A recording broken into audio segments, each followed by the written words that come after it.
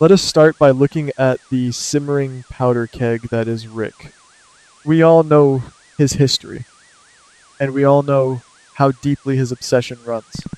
For weeks, Rick has been forced to stand on the sidelines and watch Dante grow closer and closer to Elizabeth. He has been trying to play it cool, masking his intense jealousy behind a facade of calm professionalism and snarky comment. But Rick is a man who operates on control, and right now, he has absolutely zero control over Elizabeth's heart. I theorize that seeing Dante and Elizabeth laughing together, sharing inside jokes, and standing side by side during the team activities is going to be the final spark that ignites his fragile sanity. Rick is not going to be able to hold back the dark, possessive demons that have always dictated his worst decisions. In my mind, the first domino falls when Rick completely loses his grip on reality. I can vividly picture the scene. The sun is shining, the crowd is cheering, and Dante places a gentle, encouraging hand on Elizabeth's shoulder. In that split second, the vicious cycle of Rick's uncontrollable jealousy will take over. I predict that Rick will abandon all reason, storm the field, and violently attack Dante right in front of the entire town. It will not be a simple argument or a war of words. It will be a blind, rage-fueled physical assault. Dante, caught completely off guard while trying to enjoy a peaceful day, will be forced to defend himself against a man who has completely lost his mind. The sheer shock of seeing a seasoned lawyer absolutely lose his composure in public will leave the spectators paralyzed with disbelief. But ladies, if you think that is where the chaos ends, you are severely underestimating the brilliant, twisted minds of the writers. Because on the exact opposite side of that very same field, another storm is brewing, and this one involves Jason. We know that Jason has just returned, carrying the heavy trauma of his captivity and desperate to reclaim some sense of normalcy. He is hyper-vigilant, fiercely protective, and deeply complicated. Now, add Tristan and Britt into this volatile mix. Tristan has been boldly making moves, constantly inserting himself into Britt's orbit. If Jason still harbors any lingering feelings for Britt, or even if he simply views Tristan as an arrogant threat who needs to be neutralized, the tension is already at a boiling point. I believe that while the crowd is distracted by Rick's shocking outburst, Tristan is going to make a fatal miscalculation. Perhaps Tristan grabs Britt's arm a little too aggressively, or perhaps he leans in with a level of entitlement that triggers Jason's deeply ingrained protective instincts. Whatever that tiny, misunderstood gesture is, it will be the catalyst for disaster. Jason is not a man who hesitates. I predict that Jason will perceive Tristan as an immediate, physical threat to Britt, and he will react with the lethal, calculated precision that we all know too well. Jason will launch himself at Tristan, turning a misunderstanding into a brutal, physical takedown. Imagine the sheer, unadulterated, cinematic chaos of this moment. Two separate, violent brawls erupting simultaneously on the same peaceful baseball field. On one side, you have Rick acting like a wild animal, driven by pure, unadulterated jealousy over Elizabeth. On the other side, you have Jason, a lethal enforcer, systematically dismantling Tristan over Britt. The security personnel and the local police force will be completely overwhelmed. The screaming, the panic, the dust kicking up into the air, it will be a scene of absolute pandemonium. The authorities will not know which fire to put out first, allowing the violence to escalate to a terrifying degree before anyone can finally intervene and pull these men apart. When the dust finally settles, the immediate physical consequences will be devastating. I strongly believe that Dante and Tristan are going to be the ones who suffer the most severe physical trauma. Dante, having been blindsided by a manic Rick, and Tristan, having faced the unstoppable force of Jason, will both be left bleeding and broken on the dirt. The sirens will wail, the ambulances will rush onto the field, and both Dante and Tristan will be urgently transported to the hospital.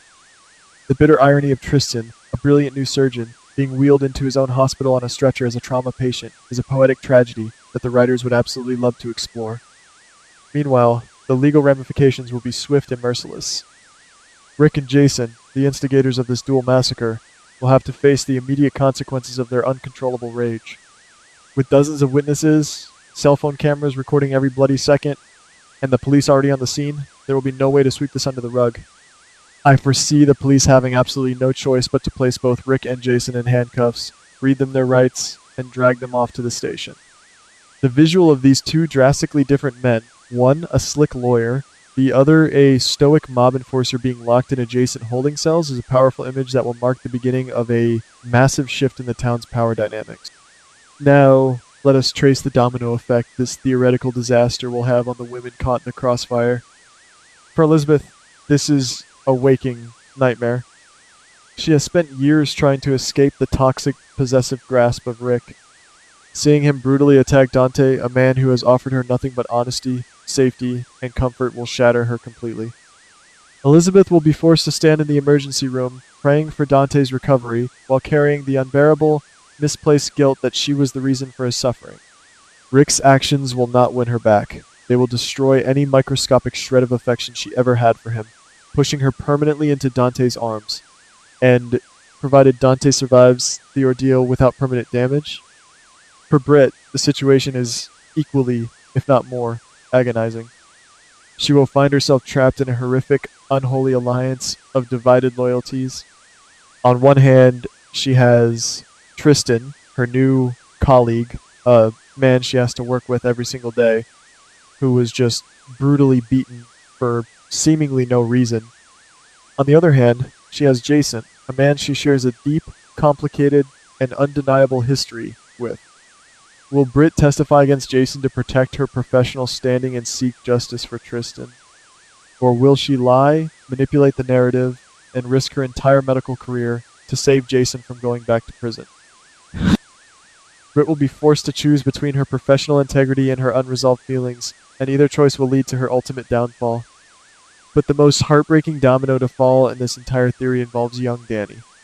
Think about the promises that have just been made. Jason looked his son directly in the eyes and promised him that he was leaving the dangerous life behind, that he was going to be a safe, reliable father. If Jason is arrested for a violent, public assault just days after making that promise, Danny's heart will be irreparably shattered. The trust that Jason has worked so desperately to rebuild will evaporate in an instant. Danny will realize that no matter what Jason says, the violence is a part of his DNA, and he can never truly escape it.